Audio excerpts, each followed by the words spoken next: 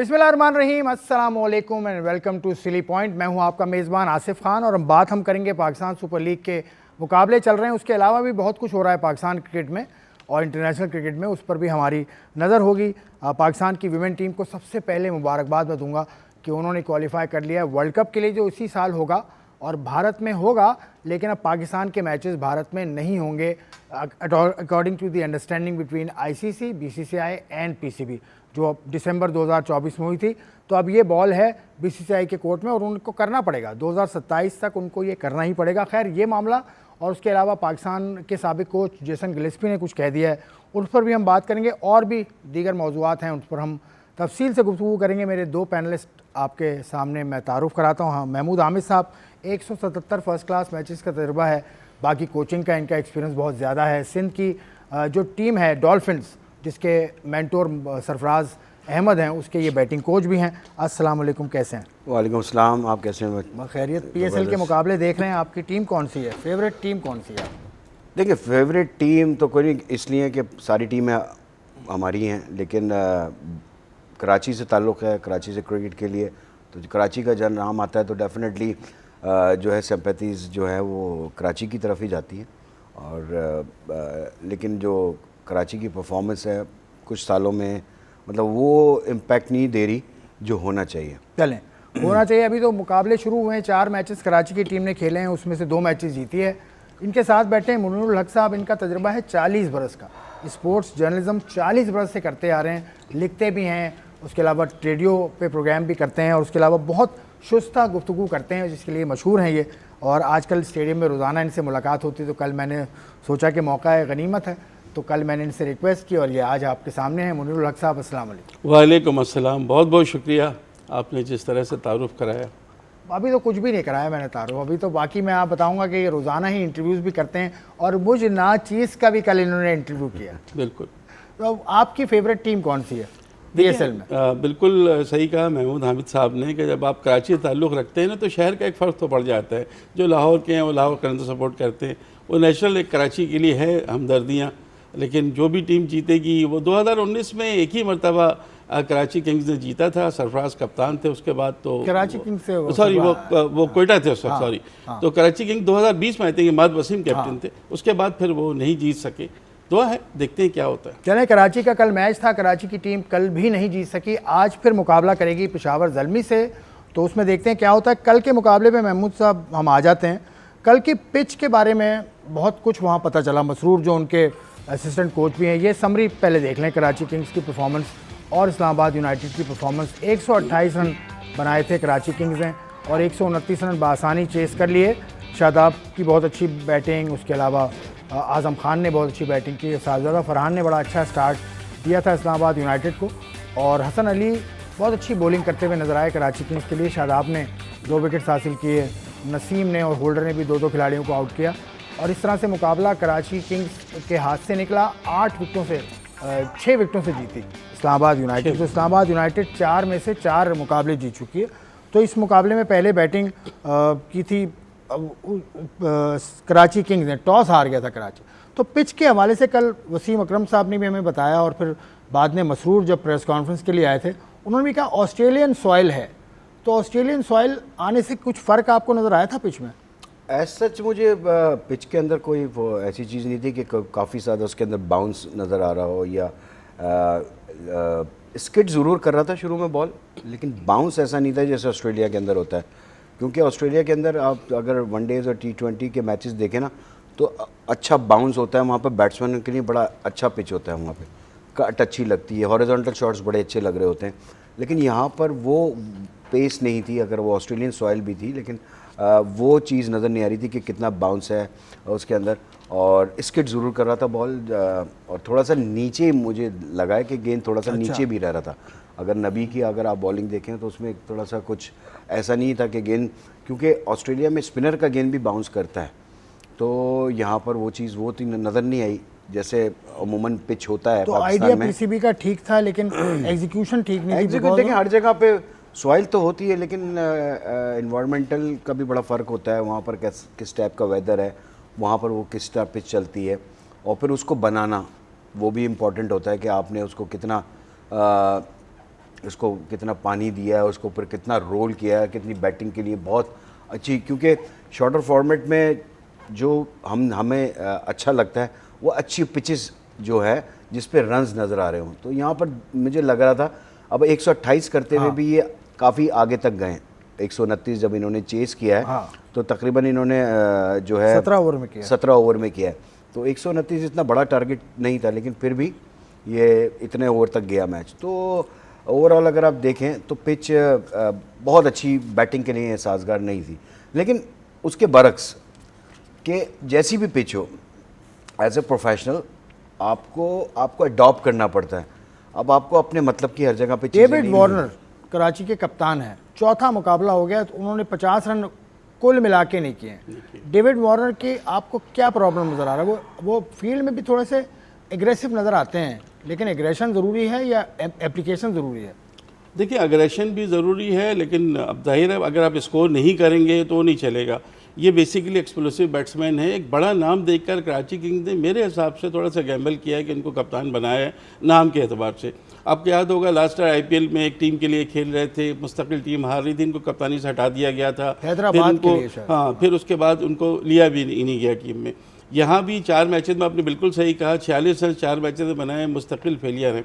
कराची की टीम ने 2 मैचेस जीते हैं ना आसिफ, वो दोनों मैचेस जेम्स विंस की वजह से जीते हैं। विंस ने एक मैच में सेंचुरी की, एक मैच में 70 रन बनाए। तो आप जहाँ विंस आउट हुए कराची की टीम क्लब्स कर गई। टीम साइफर्ट बहुत अच्छे प्लेयर हैं, लेकिन टीम साइफर्ट भी वो कारकर्दगी नहीं दिखा पा रहे हैं कि जो ज़रूरत हो। वार्नर और साइफर्ट के दरमियान कोई बहुत अच्छी पार्टनरशिप नहीं हो रही है। तो ये जो 3 टॉप के प्लेयर हैं ना, ये अगर स्कोर करेंगे तो होगा। जेम्स विंस अकेले तना कर रहे थे, अब उनसे भी नहीं हो रहा। अब कल आप देख लेना 93 for 7 और उसके बाद फिर बड़ी मुश्किल से वो कल बहुत अच्छा बॉल पड़ा था, होल्डर का बॉल। जेम्स विंस को अगर कराची की विकेटें देखें एक एक करके जिस तरह से गिरी कराची की विकेटें, टिम साइफर्ट आउट हुए, फिर डेविड वार्नर आउट हुए, फिर जेम्स विंस आउट हुए, ये कराची की विकेटें। महमूद भाई जी आप देखिए कि इसका पहली विकेट जो स्किट हुआ था वो बॉल, और ये गेंद भी देखें तेज़ आया, कॉटन बोल्ट, ये गेंद स्किट हुआ और नीचे भी रहा है।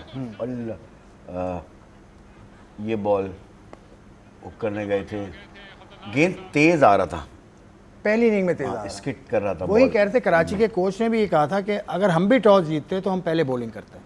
मसरूर ने ये बात की कल। बिल्कुल, क्योंकि देखें मैं वही बता रहा हूँ कि अगर आपको पिच का पता चल जाए कि नई सॉइल है, नई पिच है, तो हर बंदा ट्राई करता है कि पहले बॉलिंग कर ले।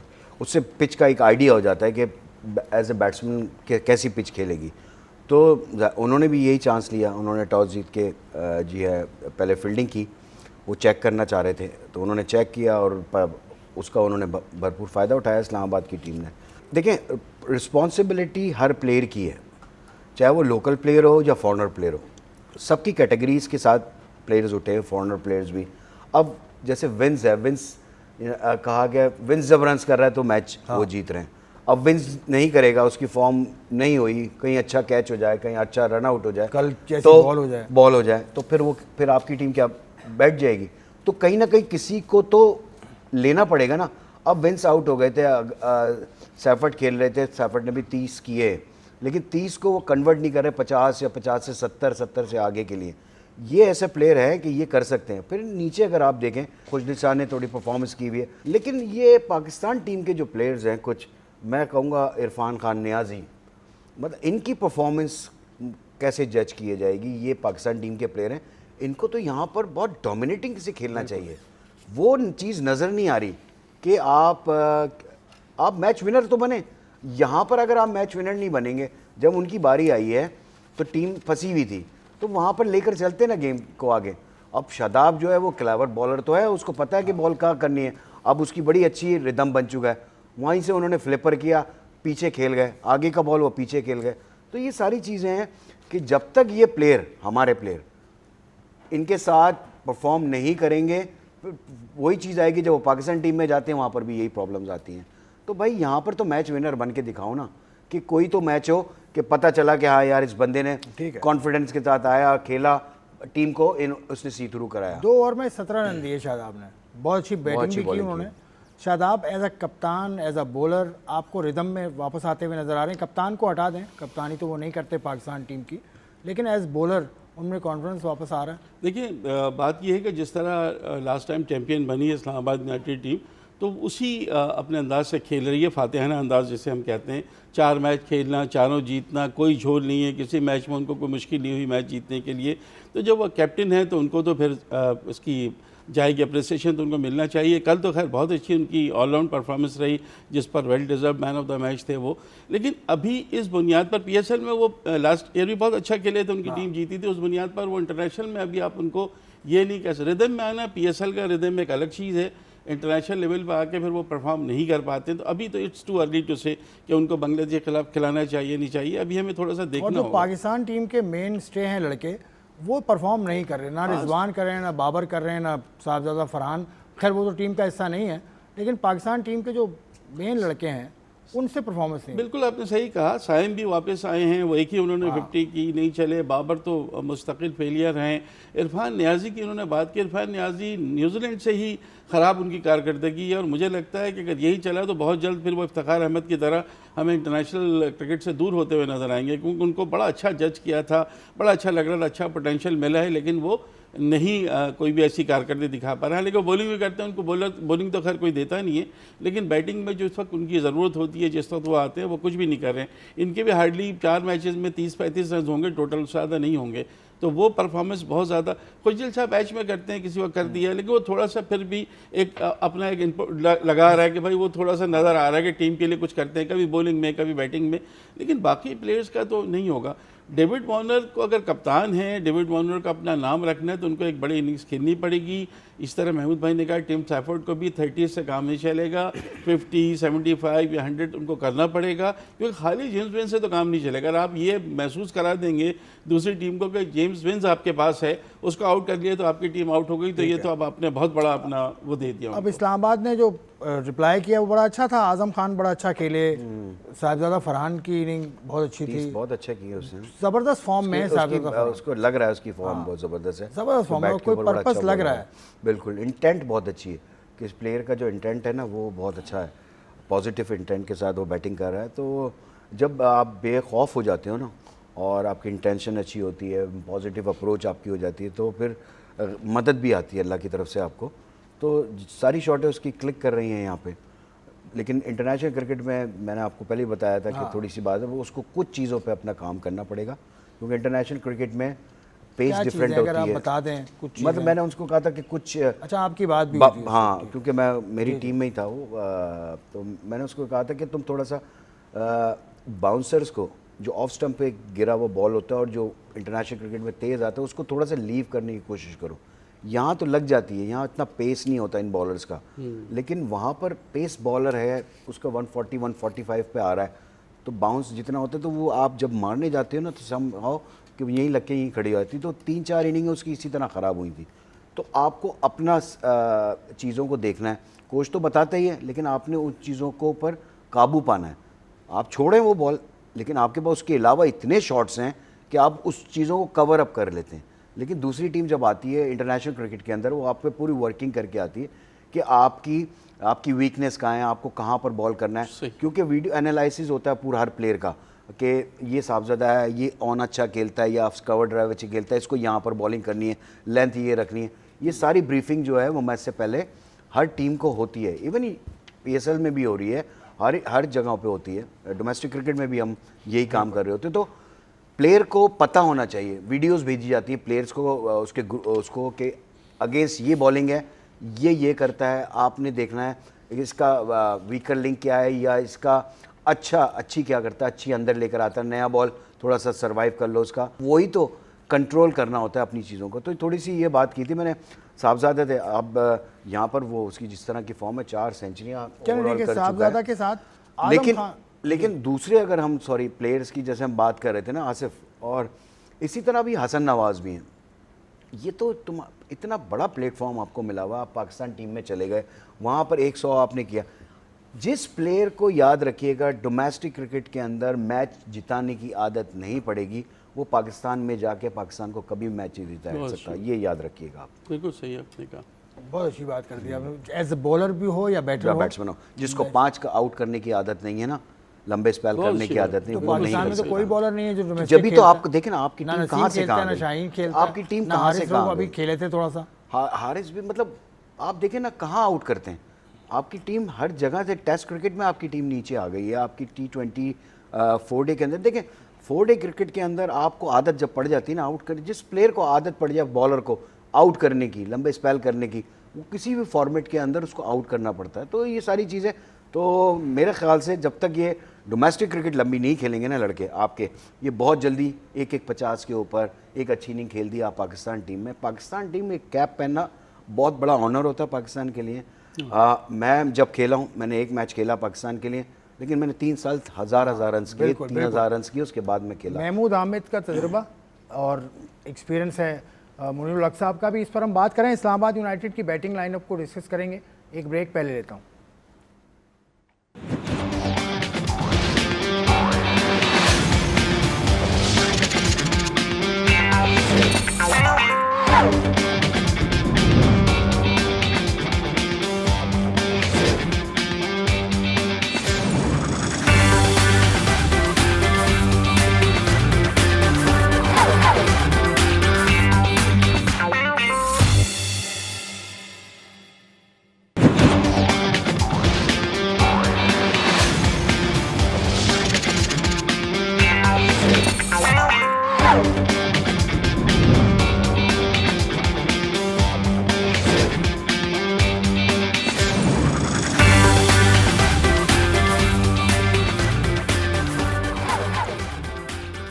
आप देख रहे हैं सिली पॉइंट। हम बात कर रहे हैं पाकिस्तान सुपर लीग के 10वें एडिशन के मैच की, जो कराची हार गया इस्लामाबाद यूनाइटेड के खिलाफ। इस्लामाबाद यूनाइटेड की बैटिंग को थोड़ा सा डिस्कस कर रहे थे। आजम खान ने ओपन किया, Sahibzada Farhan is in full flow, बहुत अच्छा खेल रहे हैं, लेकिन साहिबजादा फरहान ओपनर हैं और पाकिस्तान टीम में इस वक्त ओपनर्स के हैसियत से उनकी जगह आपको बनती नज़र आ रही है। अगर आप इसमें कुछ ऐड करना चाह रहे हैं तो पाकिस्तानी टीम में अगर आप प्रायोरिटी देखेंगे तो साइम और फ़खर हैं, अगर हम बात करते हैं शॉर्ट फॉर्मेट में।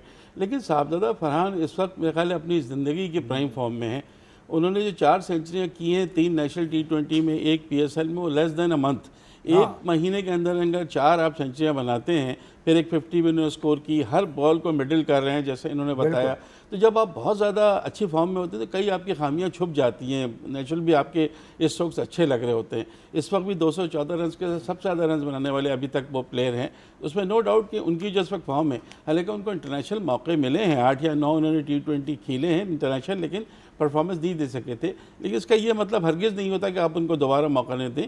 साहिम हैं, फ़खर हैं, ठीक है, बाबर भी आएंगे, वन डाउन आएंगे, इनका कहीं ना कहीं अगर इतने अच्छे फॉर्म में प्लेयर है तो इनको मिलना चाहिए। एटलीस्ट जिस तरह इनकी फॉर्म चल रही है, अगर ये कंटिन्यू रहती है तो बांग्लादेश के खिलाफ T20 सीरीज़ में इनको ज़रूर मौका मिलना चाहिए। आज़म खान की जो आपने बात की ना, देखिए आज़म खान मेक और ब्रेक वाले हैं, वो तो अगर चल गए तो चल गए, वो तो फिर किसी को नहीं देखते। कल उनकी इनिंग्स बहुत अच्छी थी, कल असल में टारगेट बहुत कम था। जब टारगेट कम होता है ना और शुरू में थोड़ा सा आपको मिल जाता है, प्लेटफॉर्म अच्छा स्कोर मिल गया, तो फिर आपके लिए इतनी मुश्किल नहीं रहती। इसीलिए आप देखें 3 ओवर पहले ही ऑलमोस्ट उन्होंने कर दिया। शादाब ने भी बहुत अच्छी इनिंग्स खेली। जब आउट हुए थे ना मनरो, और बहुत क्लासिकल बोल्ड किया था हसन अली ने, अगर आप देखें मनरो का लाजवाब गेंद थी। और हसन अली, मुझे इस वक्त रिवाइवल अगर किसी प्लेयर का हो रहा है तो हसन अली का हो रहा है। देखिए नेशनल T20 में सबसे ज़्यादा विकेटें नहीं 13, अभी 10 विकेटों के साथ सेकंड टॉप विकेट टेकर है। और जिस तरह वो गेंद कर रहे हैं ना, हर मैच में कहीं ना कहीं इंप्रेशन अपना दे रहे हैं कि वो पुराने हसन अली आ गए। और हसन अली का ये पहला मौका नहीं, इससे पहले भी वो एक दफ़ा टीम से बाहर होकर डोमेस्टिक में बड़ी अच्छी परफॉर्मेंस दी थी, कायदम ट्रॉफी में सेंचुरी की थी, इनकी टीम जॉइंट रही थी, फिर आए थे। तो अगर आप परफॉर्मेंस दे के 10 दफ़ा आप टीम में आ जाए, आपको कोई कुछ नहीं कहेगा। लेकिन परफॉर्मेंस ना हो और आपको as a vice captain team में लाया जाए या कुछ किया जाए तो उस पर थोड़ा सा ऑब्जेक्शन। कराची किंग्स के जो PSL की इफ्तिताई तकरीब छोटी सी हुई थी ट्रॉफी की जी, उसमें हसन अली एज कैप्टन या एज नुमाइंदा शरीक हुए थे, क्योंकि डेविड वार्नर नहीं पहुंचे थे। हसन अली को कप्तान आपके ख्याल में बनना होना चाहिए था कराची किंग्स का इन प्लेस ऑफ वार्नर? नहीं, मेरा ख्याल है अभी चूंकि वो इंटरनेशनल क्रिकेट से बहुत दूर हैं, एक तरह से छुपे हुए थे, अब थोड़ा सा नेशनल T20 खेल के सामने आए, तो अभी तो फौरी तौर से, कभी उन्होंने कप्तानी की भी नहीं है, न कोई ऐसी चीज़ हम देख रहे हैं। इस वक्त तो कप्तानी का तो ठीक था कि शान मसूद भी उनके पास थे, उनको नहीं लिया, 2 मैच उनको खिलाए, उसके बाद आए, उनकी फॉर्म नहीं है, तो कप्तानी तो उनकी गई थी कराची किंग्स ही, अब वो एज ए टीम में भी इस वक्त शामिल नहीं हो रहे हैं। तो ये जो चीज़ें हैं उसमें अभी बहुत कुछ कराची को देखना होगा। मैं ये कह रहा हूं, हसन अली से हमारी मुलाकात हुई थी, प्रेस कॉन्फ्रेंस उन्होंने की, बहुत कॉन्फिडेंट नज़र आते हैं। नो डाउट, कल भी आपने देखा उन्होंने बॉल एक शादाब को ऐसे ही मजाक में मार दिया था। तो ये कॉन्फिडेंस किस जानिब इशारा करता है? एज क्रिकेटर आप उनका इस वक्त का अगर उनकी प्रोसेस बता सकें जो आपको अंदाज़ा हो रहा है। देखिए प्रोसेस पता चल जाता है जब आप मैच में आते हैं ना, आपकी हार्ड वर्किंग आपकी नज़र आने लगती है, आपका रिदम, आपका क्या नाम है, रन अप से आपको पता चल जाता है, आपका एक्शन डिलीवरी, वो पुराना हसन अली नज़र आ रहा है। जिस तरह बॉलिंग कर रहा है, उसका बॉल अच्छा स्विंग भी हो रहा है, लेंथ बड़ी अच्छी बना ली है और वो आउट कर रहा है। जैसे इन्होंने बताया नेशनल T20 में भी उसने आउट किए, अच्छी बॉलिंग कर रहा था, यहाँ पर भी हर मैच में अच्छी बॉलिंग कर रहा है। कल भी अगर उसकी बॉलिंग देखें, उसने बहुत अच्छी बॉलिंग की, 2 आउट भी किए।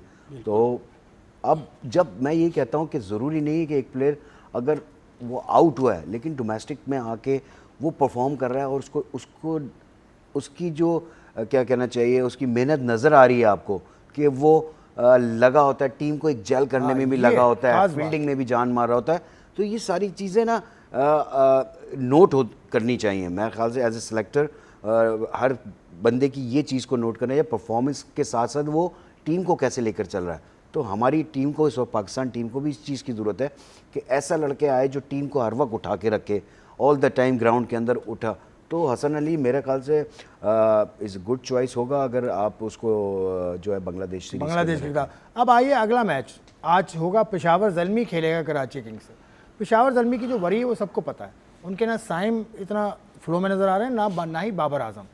3 जो मैचेस खेले हैं बाबर ने, तीनों में जो आउट हुए मुख्तलिफ जगहों पे आउट हुए। एक दफ़ा मिड विकेट पे आउट हो गए, एक दफ़ा कवर्स में आउट हो गए, एक दफ़ा स्लिप कॉर्नर में आउट हो गए।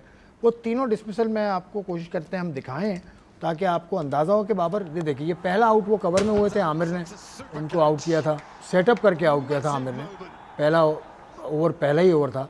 ये उसका रिप्ले देखें, शायद बॉडी से दूर खेले। महमूद साहब आप बता सकेंगे? बहुत लंबा फॉरवर्ड हो गए थे, गेंद थोड़ा सा स्लो था और दूर था, अवे था, इसलिए वो ऊंचा गया और ये बाहर निकला बॉल। वहीं से थोड़ा सा बाबर जो है ना अगले पैर पे रहते हैं लेकिन उनका उस पर वहाँ नहीं आती, बैलेंस नहीं आ पा रहा।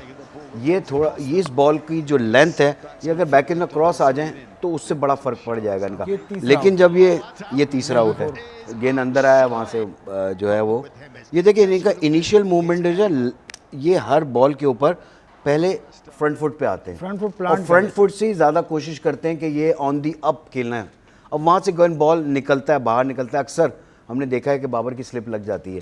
तो थोड़ा सा बाबर को इसके ऊपर हल्का सा काम करना पड़ेगा। इनके कोच हैं, बैटिंग कोच इस वक्त डेफिनेटली, देखिए वो क्या हर बंदा बता रहा होगा। लेकिन इंजमाम का भी मुझे याद है, इंजमाम भी इसी तरह से इनिशियली, मतलब शुरू में इनिंग्स के शुरू में इंजमाम थोड़े से वनरेबल होते थे। देखिए इंजमाम भी यूं ही आते थे, लेकिन लेंथ को जज करते हुए बैकफुट पे भी आ जाते थे। ये नहीं कि वो वहीं से हर बॉल को खेल रहे हैं, तो वहाँ से बड़ा प्रॉब्लम हो जाता है आपको। लेंथ आपने पिक कर ली, यही तो बैट्समैन की जजमेंट होती है कि लेंथ को जल्दी पिक कर ले।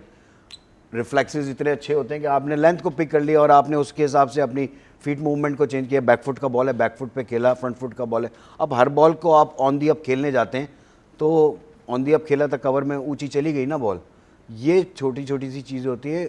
Babar one of the best batsman इस वक्त पाकिस्तान का, बहुत परफॉर्मेंस है। लेकिन जब आपकी परफॉर्मेंस गिर रही होती है तो कोई ना कोई तो वजह होती है ना इसका। या आप मेंटली आप हर वक्त सोच रहे हैं कि मैं किस तरह आउट हो रहा हूँ, उस पर काम नहीं कर पा रहे। आपने अगर इस चीज़ पे काम नहीं करना तो फिर आप अपनी बैक पे आ जाएं कि भाई आपने किस तरह रन्स किए थे, वो अच्छी इनिंगों को याद करें आप थोड़ा सा। या फिर दूसरा इसका तरीका होता है, अब आप स्टबन भी हुए हैं, आपने ओपन ही करनी है। आप हारिस जो है पाकिस्तान से ओपन कर रहा है, आप उसको ओपन ले आएँ, आप नीचे आ जाएँ, आप करके तो देखें, आपकी फॉर्म आ जाए तो देन यू, अगर दोबारा आ जाएगा। लेकिन आप अपनी फॉर्म तो पहले लेकर आएँ, फॉर्म नहीं आएगी, टीम भी फंस जाती है, ऊपर से 2 आउट हो जाते हैं। लेकिन पेशावर ने पहले बैटिंग करते हुए देखे, पहले 2 मैचों में उन्होंने सेकंड बैटिंग की, लंबे रन्स भी बने, उनकी टीम कोलैप्स कर गई। मैंने आपसे उस दिन भी यही बात की थी, जो अब ये देखना होगा ये टीम जब पहले बैटिंग करती है तो उस तरह कैसे खेलती है। लेकिन उनके जब वो 2 आउट होने के बाद जो पार्टनरशिप लगी है, हारिस बड़े अच्छे इंटेंट के ऊपर खेले, फिर नीचे से सभी ने रन किए। समझ ने जिस तरह 14 बॉलों में 40 रन किए, तो एक उन्होंने इम्पैक्ट शो किया पहले बैटिंग करते हुए। तो आप अगर टीम की खातिर आप अपना नंबर चेंज करें, आपके पास ओपनर है, आप हारिस से कराएं। हारिस इस वक्त अपनी बेस्ट फॉर्म के अंदर है, बड़े शॉट्स उसकी लग रहे हैं, तो उससे ये भी फ़ायदा होगा कि विकेट भी नहीं गिरेगी। ऊपर से 6 ओवर तक अगर ये 2 लड़के खेल जाएं तो इनके लंबे रन करने भी आसानी ये होगी। हामिद साहब ने इससे पहले भी कहा था महमूद भाई ने कि नंबर बाबर को अपना चेंज करना पड़ेगा, लेकिन बाबर क्यों, जो इंतज़ामिया है पेशावर ज़ल्मी की, अकरम है, इंज़माम है, उनमें बड़े बड़े लोग हैं, तो वो कन्विंस नहीं कर पा रहे बाबर को। देखिए पहली बात तो ये है कि बाबर एक बहुत बड़ा नाम है और हर कोई चाहता है कि बाबर हर मैच में स्कोर करें। अब वो इतने प्रेशर में हैं कि अगर 3 मैच आखिरी उन्होंने सेंचुरी की थी नेपाल के खिलाफ। बिल्कुल सही है, आप नेपाल के खिलाफ 150 कुछ 151 कुछ किए थे मुझे याद है, लेकिन उसके बाद उनसे नहीं हो रही है सेंचुरी। 60-70 रन उन्होंने किए, 80 भी शायद किए, लेकिन वनडे हो या T20 हो, सेंचुरी उनसे नहीं हो रही। लेकिन ये अभी तो पिछले देखा था हमने 1-2 उन्होंने 50s की थी, इतना ज़्यादा ख़राब कारकर्दगी होगी कि तीनों मैचों में वो 0, 1 और 2 रन बनाकर आउट हो जाएंगे, तो ये तो कोई भी एक्सपेक्ट नहीं कर रहा था। पेशावर 2 मैच हार गया था, बहुत प्रेशर था। एक मैच वो जीते हैं और बड़े मार्जिन से जीते हैं, 120 रन के मार्जिन से। उनका नेट रन रेट -4.5 से -1.9 कुछ हो गया, बड़ा जंप मिला उनको क्योंकि वो बहुत नीचे चले गए थे। तो एक मैच जीतने से एक तो बाबर को थोड़ा कॉन्फिडेंस ये ज़रूर मिला होगा, एटलीस्ट उनकी टीम जीती। बाबर को खुद इससे निकलना होगा। देखिए आपको याद है जब विराट कोहली का फॉर्म ख़राब था तो आपके मेरे पहले भी प्रोग्राम बात हुई तो उन्होंने बड़ा अच्छा ट्वीट किया था, दिस टू शैल पास। तो यकीनी तौर से ये हो जाना चाहिए, लेकिन इतना ज़्यादा ये बैट पैच कोहली को ट्वीट कोहली को करना चाहिए, किसी और बड़े को। हाँ, जब जिस तरह इन्होंने किया था उससे बड़ा कॉन्फिडेंस मिलेगा, साइकोलॉजिकल भी एक चीज़ होती है। लेकिन बहरहाल वो एक अलग इशू है। बाबर को इससे खुद निकलना होगा बॉस। बाबर कैप्टन है बेशक, अच्छा T20 में तो वो इतने अरसे खेलते रहे, 100 से ज़्यादा 7 या 8 पार्टनरशिप है इनकी और रिजवान की T20 में एज एन ओपनिंग स्टैंड, लेकिन इनको खुद इससे निकलना है। कोई दूसरा इनको कह तो सकता है जब तक कोई मेंटल प्रेशर से भी निकाल दिया गया ना इनको। नहीं, इनको टीम से निकाला गया, फिर टीम भी मैच जीत गई। जब टेस्ट मैच से निकाला गया तो टेस्ट मैच इंग्लैंड के खिलाफ हमारी टीम जीत गई। फिर उसके बाद अभी आप देखें T20 टीम में ये नहीं थे, अब तो कहा जा रहा है कि T20 का शायद हिस्सा ही नहीं होंगे, कुछ इस तरह की बातें। और अगर इस तरह की परफॉर्मेंस होगी तो फिर तो बिल्कुल वो नहीं। बाबर प्लेयर बहुत बड़े हैं, one day fastest 5000 run, joint fastest 6000 run, test matches देख लें, वनडे के तो खैर बहुत ही उनकी 19 सेंचुरी हैं वनडे में। सब कुछ अपनी जगह अच्छा चल रहा है, क्लिक नहीं कर पा रहे हैं, लेकिन सिर्फ एक क्लिक से नहीं होगा, कंसिस्टेंसी भी चाहिए। चलो इनको क्या करना होगा, आपने साबिक प्लेयर्स भी देखे हैं, ज़हीर अब्बास साहब को देखा, जावेद मिराज को देखा, यूनुस यूसुफ इंजमाम को देखा, जब ये आउट ऑफ फॉर्म होते थे, या कोहली की मिसाल में देता हूँ, कोहली ये कहता है मैं सचिन तेंदुलकर के पास जाता हूँ या धोनी के पास जाता हूँ, ये किसी के पास क्यों नहीं जाते बाबर आजम? एक चीज़ तो ये कि अगर आपने बात की मियादाद की, ज़हीर अब्बास की, उनकी वो ज़माना था कि जब प्लेयर आउट ऑफ फॉर्म होता था वो डोमेस्टिक खेलता था। डोमेस्टिक खेलता था, थोड़े अरसे में उसकी फॉर्म बहाल हो जाती तो वो आ जाता था। ये प्लेयर्स तो डोमेस्टिक खेलते ही नहीं है। इनका अपना ज़ाहिर है अब ग्लैमर आ गया है क्रिकेट में, अब वो बात नहीं है, थोड़े से सबके कॉलर जो है वो खड़े हो जाते हैं। इनको बिल्कुल राय लेनी चाहिए थी। न्यूजीलैंड के दौरे में ये थे ना मोहम्मद यूसुफ, टीम के बैटिंग कंसल्टेंट गए थे ना, तो उस वक्त मशवरा वो दे सकते थे, लेकिन उस वक्त थोड़ी सी फॉर्म बेहतर हो गई थी। यहाँ आके फिर बिल्कुल इतना प्रेशर में सॉफ्ट डिस्मिसल, पहले मैच में देखें जो उन्होंने खेला है तो सॉफ्ट डिस्मिसल आमिर की पहले ओवर में, तो ये चीज़ें परेशान कन तो हैं। लेकिन अब एक मैच जीते हैं, उस मैच को जीतने के बाद आज अगर बाबर स्कोर कर देते हैं तो चीज़ें काफ़ी तब्दील हो सकती है, लेकिन नहीं करेंगे तो फिर ये मुश्किल। महमूद भाई आपका एक चीज़ इसमें ऐड करूँगा कि देखिए पहले की क्रिकेट, पहले बहुत कम क्रिकेट होती थी, पूरे साल के अंदर ना लीग्स क्रिकेट होती थी, आपने टेस्ट मैचेस के डोमेस्टिक का चांस मिल जाता था लड़कों को, डोमेस्टिक में वापस आके आप फर्स्ट क्लास क्रिकेट खेल लेते। नाउ डेज ये आप ये देखें बैक टू बैक, अभी न्यूजीलैंड से खेल के, उससे पहले सीरीज़ थी, चैंपियंस ट्रॉफी हो रही थी आपकी, फिर न्यूजीलैंड सीरीज़ हो गई फ़ौरन, आते ही कुछ लड़के तो सीधे सीधे PSL के अंदर आए, घर भी नहीं जा पाए। तो क्रिकेट इतनी हो चुकी है ना कि आपके पास टाइम ही नहीं है कि आप अपने आप से खुद आज मैच हुआ है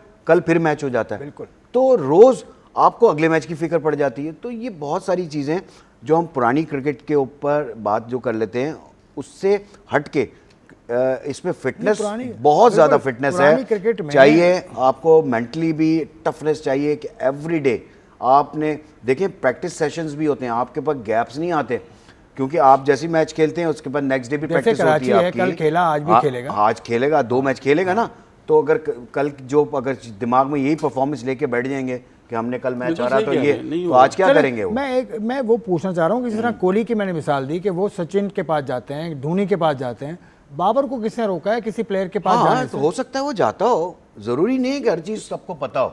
मेरे ख्याल से किसी न किसी से कंसल्ट ज़रूर करता होगा कि आदमी की या मैं ये इस प्रॉब्लम में आ रहा हूँ। अब कोई खुद तो खैर नहीं जाएगा, लेकिन अब ज़हीर भाई हैं ज़हीर भाई के पास अगर जाते हैं हम लोग, किसी कोई प्रॉब्लम होती है, जावेद भाई हैं, ये इंसाइक्लोपीडिया है क्रिकेट के, बता देते हैं आपको यार कि आप ये गलतियां कर रहे हो। एक तो आप, या फिर दूसरा तरीका, अगर आप नहीं जाते तो फिर आप अपनी सेल्फ मोटिवेशन बहुत ज़रूरी है, आप वो करें। आप नहीं कर सकते, थोड़े दिन के लिए क्रिकेट से ब्रेक दें, आप क्रिकेट को छोड़ें, 2-4 मैच नहीं खेलें, कोई फ़र्क नहीं पड़ता, आप फैमिली को टाइम दें, रिलैक्स हों, फिर वापस आएँ। देखें आपका फ़र्क पड़ेगा। क्रिकेट से थोड़ा सा दूर तो हों आप हर वक्त क्रिकेट होती है ना, तो और प्रेशर डेवलप हो रहा है, तो प्लेयर को और खुद फिर जाना, प्लेयर खुद जाना पड़ता है। 89 का टूर था इंडिया का, अजहरुद्दीन साहब आए थे एज कैप्टन, वो ज़हीर अब्बास के पास बार बार जा रहे थे और कभी बैट ले जाते हैं उनका, कभी कुछ। ज़हीर भाई ने मुझे खुद बताई। तो एक दिन ज़हीर भाई ने उनको बोला कि यार क्या मसला क्या है, तो उसने कहा ज़हीर भाई मुझसे ना कट जो मेरा पैड शॉट है वो लग नहीं रहा। ज़हीर भाई ने उसको कहा बैट पकड़ो, तो ये वाला हाथ बॉटम हैंड ज़हीर भाई ने उसका खुलवा दिया थोड़ा सा। उसके बाद उसने 3 सेंचुरीज बनाई हैं लगातार शारजा में। फिर 96 वर्ल्ड कप में अरविंदर डिसिल्वा ज़हीर अब्बास साहब के पास आए और उनके पैर छुए कि आप मेरे टीचर हैं, क्योंकि अजहरुद्दीन ने मुझे एक बात बताई थी जो आपने उन्हें बताई थी। तो ये होता है ना, ये दोनों बहुत बड़े नाम है, अरविंदर डिसिल्वा और अजहरुद्दीन। इससे बहुत फर्क पड़ता है, कितने बड़े। और फिर आपको याद है अजहरुद्दीन ने फ़ोन किया था यूनुस खान को और उसने फिर डबल 100 बनाया था इंग्लैंड में।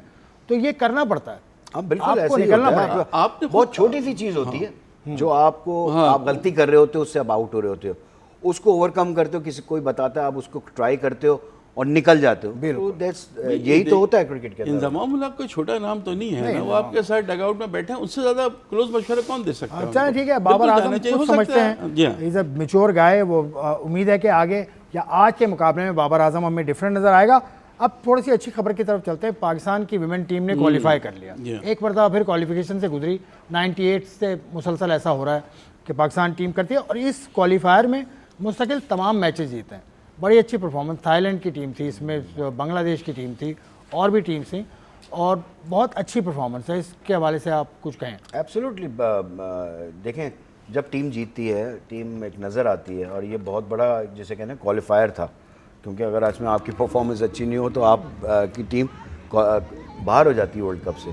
तो एक तो ये बहुत ज़बरदस्त हो गया कि पाकिस्तान टीम क्वालिफाई कर गई, और दूसरी चीज़ ये अच्छी हो गई कि वर्ल्ड कप है भारत के अंदर। अब वहाँ पर जो है, अब ये देखना है कि ये कोर्ट, आप जैसे आपने कहा बॉल उधर चली गई है, बॉल उधर, ठीक है ना, अब वो क्या करते हैं, अब हाइब्रिड मॉडल में कहाँ खिलाएंगे पाकिस्तान को? श्रीलंका में खिलाते हैं, या दुबई में खिलाते हैं, या बांग्लादेश में खिलाते हैं। तो कल चेयरमैन साहब ने बड़ा अच्छा बोला, उन्होंने कहा नहीं, अब जैसे इस पे तो साइन हुआ है, अब बिल्कुल, तो अब तो उनको करना पड़ेगा। 2027 तक तो बाउंड है भाई, आईसीसी के सामने साइन किया आपको। तो आप फिर श्रीलंका जा रहे हैं। ये जो पाकिस्तान की वुमेन्स टीम ने 5 मैच खेले, 5 जीते हैं ना, इसने बीसीसीआई और आईसीसी दोनों को वो किया। कहा तो ये जा रहा था, वो तो भारत में ये सोचे बैठे थे कि पाकिस्तानी टीम शायद क्वालिफाई नहीं करेगी, यहाँ तो टॉप किया है, तमाम मैचेस जीते और अच्छे मार्जिन से जीते हैं। अब उसमें कप्तान का बड़ा अमल दखल है, फातिमा सना की बॉलिंग बड़ी अच्छी रही, बैटिंग में सिद्रा अमीन, मुनीबा अली दोनों की बहुत अच्छी बैटिंग रही। लेकिन सबसे ज़्यादा जो देखने की है ना, उनके कोच मोहम्मद वसीम की है। उनके आने से बहुत फ़र्क पड़ा है। आप उनको देखें, जब वो पाकिस्तानी टीम के भी चीफ सेलेक्टर थे तो वो लोकल जितने भी उन्होंने डोमेस्टिक प्लेयर्स खिलाए, शायद कोई और नहीं खिलाता था। तो आई थिंक उनके आने से भी बहुत फ़र्क पड़ा है, और सारे के सारे मैचेस जीते हैं। आपने वेस्ट इंडीज़ को हराया, आपने स्कॉटलैंड, आयरलैंड, थाईलैंड और बांग्लादेश का आप जिक्र कर चुके हैं। तो सब टीमों में से किसी कोई भी आपको हरा सकता था, लेकिन आपने मार्जिन से उनको वेस्ट इंडीज बाहर हो गई, वेस्ट इंडीज बाहर हो गई, अच्छी टीम थी वेस्ट इंडीज, चैंपियन रही है। जी हाँ, वो बाहर हो गई, अंडर 19 की चैंपियन रही है फॉरवर्ड। तो वैसे बड़ी अच्छी बात आपने की है। वसीम की भी, वसीम की अगर वो जब चीफ सेलेक्टर भी था, जब उसने अपने लड़कों, और वो देखता भी रहता था कि हर टीम के साथ कि इसको खेलना चाहिए डोमेस्टिक क्रिकेट में, कि यार इसको खिलाओ, ये लड़का ऐसा है, आगा सलमान, इसी तरह बिल्कुल के सब उन्हीं के दौर में आए हुए हैं। और फिर और क्या नाम है, इन सबको लाने बाद में लाए वही डोमेस्टिक से। और अभी वुमेन्स टीम की जो है उनको लड़कियों से बात होती है, क्योंकि वो कोचिंग पे अक्सर आ रही होती है, तो मैं ये पूछ रहा था कि तो इतनी क्लोज मार्जिन पे कैसे हार जाती हो आप लोग? 15 रन चाहिए, 5 विकेटें बढ़ी हैं और आप मैच हार गए। तो समाओ यही होता है कि ये घबरा जाती है, मेंटली स्ट्रांग नहीं अपने आप को करें। मेरे ख्याल से वसीम ने ये काम किया है, इनको मेंटली स्ट्रांग किया है बहुत ज़्यादा, कि आप खेलो। बहुत अच्छी बात है, बिल्कुल सही है। और ये कराची में तो ये जो जब ही देखिए बिल्कुल जीत कर डिफरेंट रेशो- नजर आ रही है ना। आप जीत देख कर रहे रेशो वही ये टीम जो बिल्कुल हम देख रहे थे कि डिटेरियोरेट कंडीशन हो रही है, वहाँ से इतनी अच्छी परफॉर्मेंस कि आप सारे मैचेस जीते हैं, कोई 87 रन से, कोई 65 रन से, कोई 6 विकेटों से। तो और ये टीम अब बन गई है। पहले तो हम घूमते थे निदा डार के गिर्द या बिस्मा के गिर्द, अब ये टीम बन गई है। मतलब निशरा साधु भी spinner निशरा है। साधु भी 10 उसके विकेटें अलावा हैं आपने उनकी, बड़ी मुनीबा अली अच्छी। का नाम लिया, सिदरा अमीन का नाम लिया, और डायना बेग। देखिए मुनीबा की जो परफॉर्मेंस आई 17 रन किए हैं उसने। पहले क्या करे होता था कि वो 30-35 में आउट हो रही थी, अब थोड़ा सा फर्क आया, अब बड़े रन पे भी गई है, 70-80 रन के लिए 100। तो इनको अब लग रहा है कि कॉन्फिडेंस दिया जा गया कि खेलो जाके। उन्होंने उसका भी वो फायदा। और कराची में कैंप लगा करते थे पहले लड़कियों के, तो उसमें आमिर इकबाल एक कोच होते थे। हाँ जी। तो ये फातिमा सना उनके अंडर ही चली है। फिर सना मीर ने इन्हें फ़ोन किया, इनको कहीं पर डिपार्टमेंट मिला, फिर ये पूरा प्रोसेस है। लेकिन वुमेन टीम पाकिस्तान की मिड-90s से कर रही है, और पाकिस्तान की वुमेन टीम के पास रिकॉर्ड भी है सर। अच्छा, 2004 में वेस्ट इंडीज़ की टीम आई थी, 242 रन बनाए थे किरण बलोच ने। बिल्कुल, वो अभी आज तो भी वो रिकॉर्ड है, तो किरण बलोच के नाम का एक स्टैंड बना दिया है पाकिस्तान क्रिकेट बोर्ड ने, जो अकबर बुख्ती स्टेडियम में कोयटा वाला एक स्टैंड है उनके नाम का। तो वो हैं शायजा खान हैं, शर्मीन हैं, बड़ी जर्नी है इनका। अच्छा, इसका जो पाकिस्तान की विमेंस टीम जो अपने सारे मैचेस के पहुंची, इसका सबसे ज़्यादा प्रेशर बीसीसीआई और आईसीसी को हो गया है। अब देखिए इंडिया में तो हो गई नहीं, 3 साल तो ये आप भूल जाएं कि इंडिया पाकिस्तान या पाकिस्तान इंडिया जाएगा। तो इस श्रीलंका में ज़्यादा चांस ये है कि श्रीलंका में, लेकिन आप देखें ना दूसरी टीम को ट्रैवल करना पड़ेगा सिर्फ इनसे खेलने के लिए। जैसे इंडिया अभी आप चैंपियंस ट्रॉफी में दुबई में बैठे हुए थे ना, टीमें जा रही थी उनसे खेल रही थी, अब पाकिस्तान विमेंस टीम से ये होगा कि उनको वहाँ जाना होगा। सर बहुत बड़ी ज्यादती है ये जो है। देखिए किसी को भी जब टूर्नामेंट मिलता है, पाकिस्तान को चैंपियंस ट्रॉफी मिला, पाकिस्तान की क्रिकेट और फुटबॉल फले फूलती है। जिस कंट्री के अंदर बड़ा इवेंट होता है, वर्ल्ड कप होता है, चैंपियंस ट्रॉफी होती है या T20 वर्ल्ड कप होता है, तो वहाँ पर लोगों का एक जोश बढ़ता है। वहाँ पर जो भी क्रिकेट होगी वो ऊपर आने के चांस। आपने क्या किया, आपने एक ही जगह पे जाके बैठ गए। अब पाकिस्तान ने एक मैच खेला 19 तारीख को, चले वो तो 21 तारीख को दूसरा मैच खेल के बाहर हो गए, हम बाहर हो गए। सुने पूरा देखें ये गलत हुआ हमारे साथ। और फिर इंडिया जो है बैठा रहा वहाँ पे, एक मैच खेलने के बाद उनके मैच हुए 4-4, 5-5, 6-6 दिन के बाद हो रहे हैं, एक ही सॉइल के ऊपर हो रहे हैं, तो उनको तो एडवांटेज तो ओवरऑल के साथ होने वाली ज्यादती का बदला हमारी बहनें लेंगी, हमारी बेटियां लेंगी, तो हम खुश हैं। और इसको हम आगे बढ़ाएंगे। कल मैं कोशिश करूंगा कि कोई विमेन टीम से भी हम लें। मैंने आज भी रिक्वेस्ट की थी कि फातिमा सना हमारे साथ हों, लेकिन वो हो नहीं पाई। लेकिन कल हम करेंगे, आगे प्रोग्राम में हम ज़रूर जिक्र करेंगे। भाई पीसीबी ने इश्तहार दे दिया है बिलाखिर, और पाकिस्तान के जो हेड कोच का इश्तहार है, उसके अलावा हाई परफॉर्मेंस सेंटर में भी इश्तहार है। तो ये बस बिलाखिर हो ही जाए। फॉरेन कोच आने पर राज़ी होगा कोई आपके ख्याल में? क्योंकि जो बातें चल रही हैं, मिकी आर्थर ने कहा, फिर जेसन गिलेस्पी भी चुप नहीं हो रहे। अब ये कन्विंस करने वाली बात है कि आप किसको लाना चाहते हैं, आपकी टीम। ये बड़ा ट्रिकी चीज़ है कि कोच कौन होगा आपका फॉरेनर कोच होना चाहिए या पाकिस्तानी कोच होना चाहिए? आपके ख्याल में कौन कोच होना चाहिए? देखिए मेरे ख्याल में तो जो भी सबके इंटरव्यूज़ हों प्रॉपर, और आपको जो लगे कि यार ये कर सकता है हमारी टीम के लिए कुछ। अब बहुत से कोचेज़, इंग्लिश कोचेज़ भी आए जो कि यहाँ के आके उन्हीं में ढल गए, उसी रंग रूप में चल पड़े।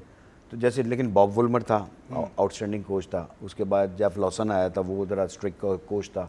तो आप ला सकते हैं, लेकिन आप अभी जो आए थे दोनों कोचेज़, जो कि जैसन गिलेस्पी आया था और नहीं, वो गैरी क्रिस्टन आए थे, लेकिन दोनों चले गए।